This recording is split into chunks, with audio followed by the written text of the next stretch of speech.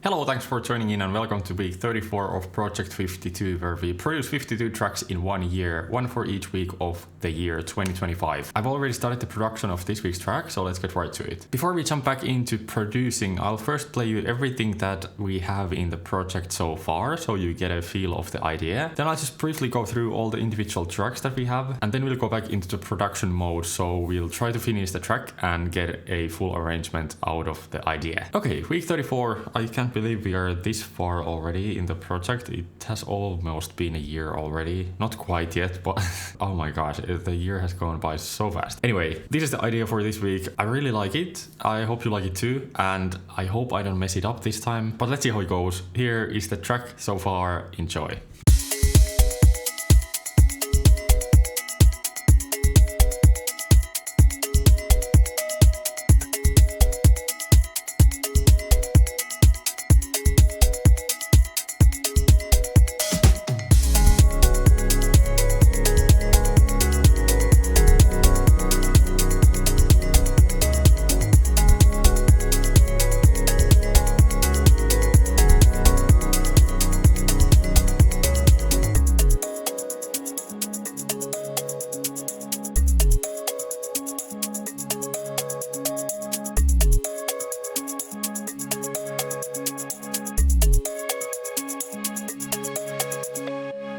And just now that I hear it pretty much the first time today, I worked on this yesterday, which was Monday. It's Tuesday already, so the video has to be up tomorrow, but I'm pretty sure we'll be able to finish the arrangement because I have a very clear idea for the track. But anyway, what was I saying? Right, I think we are gonna make this section here where the melody comes twice as long because it's pretty nice, and like this could kind of be the chorus of the track, so it could be a bit longer. But that's for the production part. Now I'll go through the individual tracks and show you what the track's made of. Starting from the drums, as I always do, this is a very basic kick we have, and there is nothing fancy to it. We just have a bit of compression and also an EQ. So that's all it is, without effects.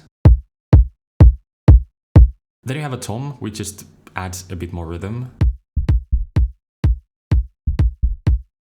Next up, a shaker that's kind of acting as a hi-hat. Very bright.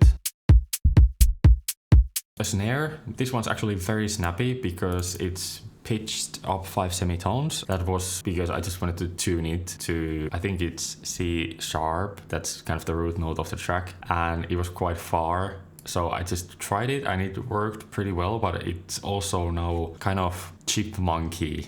Like it's very pitched up and you can hear it, but it works. So I guess it's fine. This is how it sounds like with the other elements. It's not that bad. It's actually pretty good. Here's the snare in solo. Then we have this cool bell type loop, which probably was the first thing that you heard when I played you the track. And it sounds like this. And it's cut from a loop that originally sounded very different. Not very different, actually very similar. I don't know what I'm saying. The reason that I edited it in a way that I have is because the playing in the original loop was kind of sloppy. Next up, we have a tambourine loop. Then a crash. Then in this section we have this very odd thing that I for some reason wanted to make. So it starts with this sound here, and then it goes. And then we introduce the hi-hat, or the second hi-hat. Of course we have the shaker here, but it is just another layer. So the 3 elements together, it goes like this.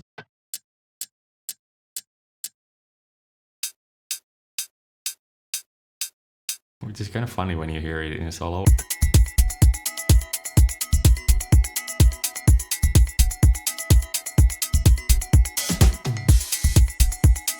And there you heard the drum fill that we have before the chorus. And then the last thing in the drums is just this right loop that I also added for the chorus only, so it's not in the intro. Alright, let's move into the basses. The first one is the kind of the main one. It's just a very dark sub bass. There's not much high end or even mids to it. I mean, there are a bit of lower mids. And together with that, we have this pitch bended sub bass as well. And it sounds like this. That's almost only the fundamental. Together with the other sub bass, it sounds like this.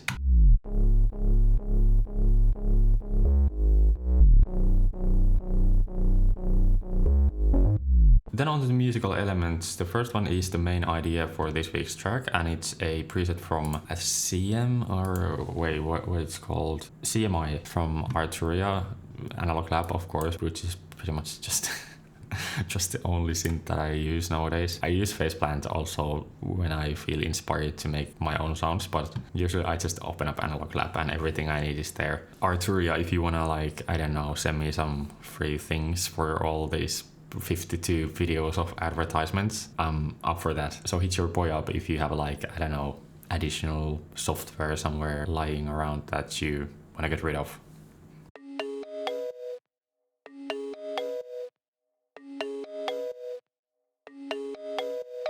And then in the chorus, we also add further for the in-betweens of where the sound is not playing. We kind of sweep in a bit of reverb as well.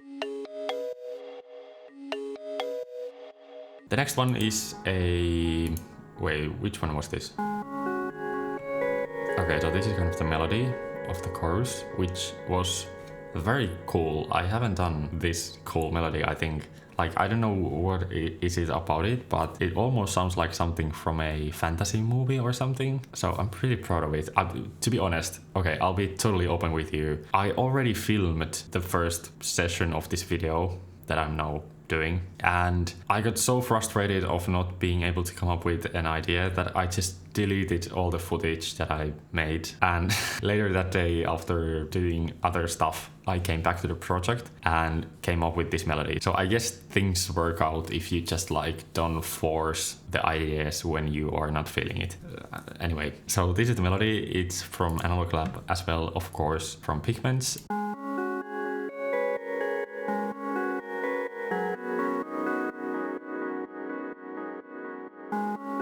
We have some delay and further as well.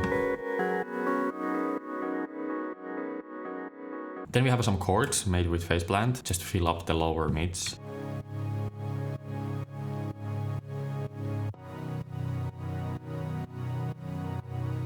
So all the leads together sound like this.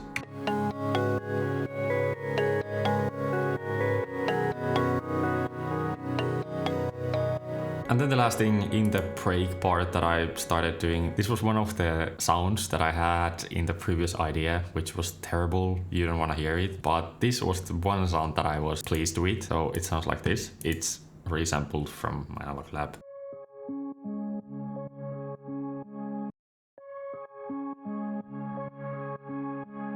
And then we just like do a basic low pass sweep with SSF. And those are all the sounds so far. So with that, let's jump into making the rest of the track and the rest of the arrangement. That's the same thing. I don't know what I'm talking. Let's get right to it. Alright, so first things first, let's just make the chorus twice as long. Then we are gonna have the break, I think. And after that, we are just gonna have another one of these, but with a different melody or slightly varied with a slight variation to the melody. And I don't know what we are gonna have after that. Maybe a B section of some sort. Is it a B section or is it a C section? I went to a concert with my mother the other day and we were just listening to some music from the 70s and just like discussing the different sections of the tracks. And my mother told me that it's a C section when you have a section that's like totally different from the verses and the choruses. But I always thought that it's a B section. So which one is it?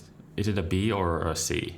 Let me know if you have an opinion or just an objective knowledge of this thing. Anyway, we get to a B or C section and then maybe just an outro. Let's see how long the track is there and how long I have been producing, and then we'll just make the call. All right, let's start from the first chorus. I think we are not just going to do the same thing twice, but we might add something for the second half here. So let's try to figure out what that could be.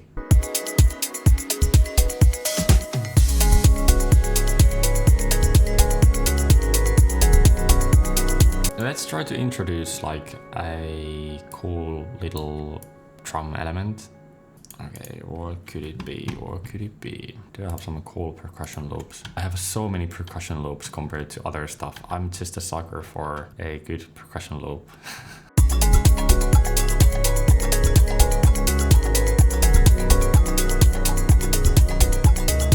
This is kind of cool, but it's too busy at the moment, so let's try to come up with something with SSF to automate a cool rhythm for us, while also making it a bit less chaotic and noticeable with all the other elements in the drums.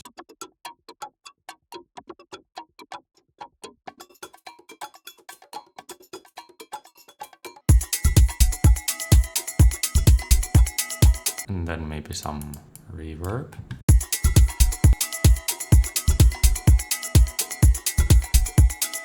Let's also add another crash, which is a bit less aggressive for the half points here.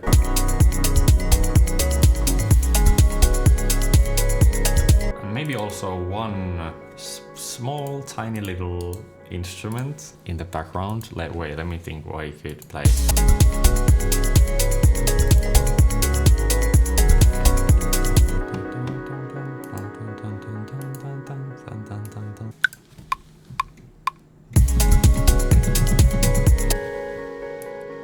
Record the MIDI first and then look for a sound.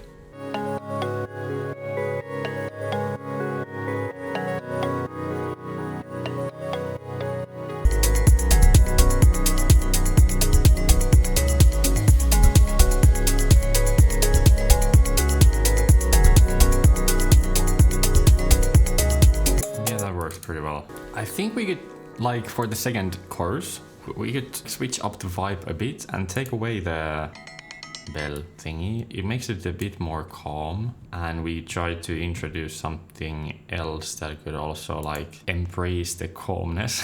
Well, let's try to embrace the calmness. I don't know how I would do that, but we'll figure it out. Could we first switch up the melody a bit, as I mentioned? All right, this is the hard part. The first part is going to be the same.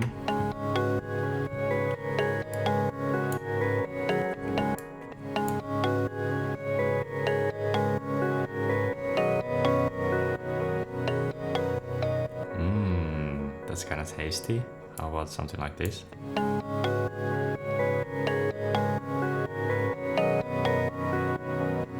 Oh, that's good.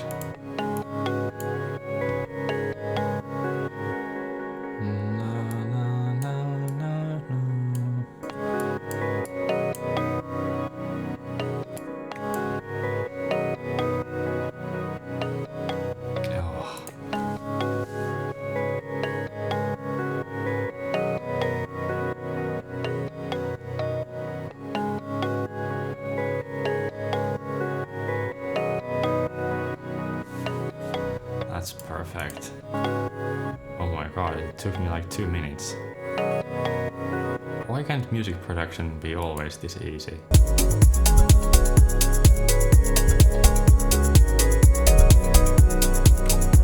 And then for the last one, I think we're gonna do something different.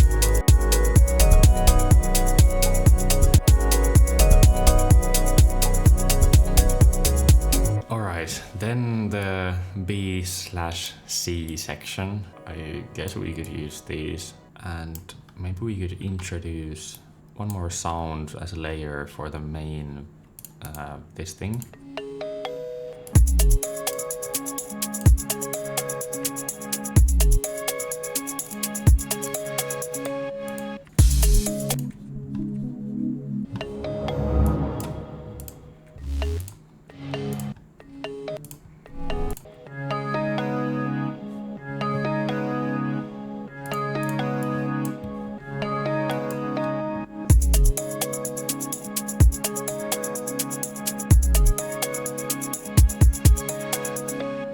And then we are gonna do an outro, which goes like this.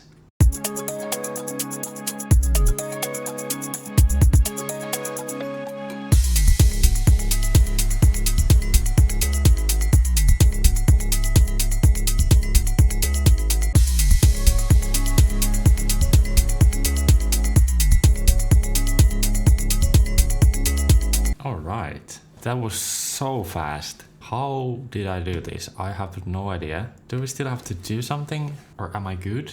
Could this be the track? I've never finished the arrangement so fast. I guess the idea below, or the main idea, the core idea was solid. So that always helps. But like still, I've never done this so fast. I've been filming for 56 minutes since I did the intro, I mean, so like usually I film for at least 2 hours, and then on another day I film like another 2 hours, and even then I have already like produced the track before I started filming, so this is not common for me. Let me just listen to the track one more time. I'm sure there's some production things that we can still do before we wrap up the video, but it could be that it's just fine. I don't want to overproduce it, as I always do for my tracks. Oh, actually this ending could be...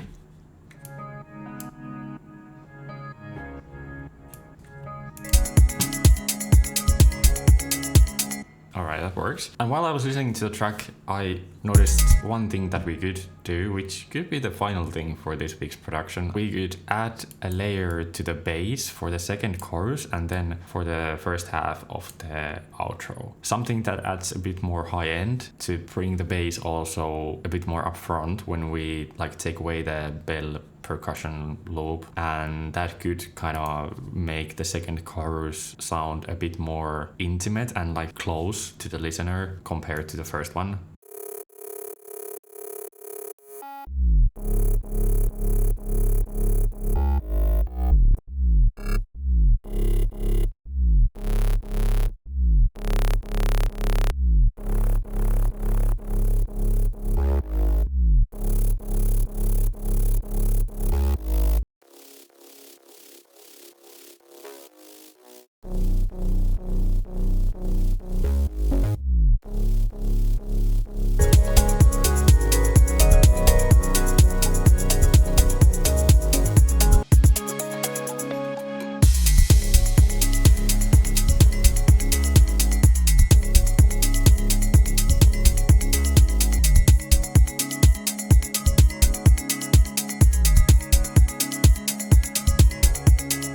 Alright, I think that's all. As I always do, I won't be showing you the mixing because it's just boring. I'll be doing it tomorrow, and then I'll just record the track for you to listen at the end of this video. I might do some very tiny production changes tomorrow if I like hear them with fresh ears, but nothing major. This should be the final general shape of the track. Thank you so much again for being with me this week. I really appreciate that you are watching these and I have someone to go through this journey with, so thank you so much. If you haven't yet subscribed to the channel, I don't know what you're doing, just press the button below, and while you're there, if you enjoyed the video, please also press the like button. If you'd like to join me in the journey of producing one new track each week until the end of the year, please follow the link in the description, which will take you to the 6sample Discord server, and on the server we have a Project 52 text channel where each week we share the tracks that we've made with other people and give feedback to others that have decided to join the challenge as well. I think that's all I have to say. I hope you liked the video. It was very fun for me because finally I was able to make an arrangement very quickly and easily, so that's always a nice thing.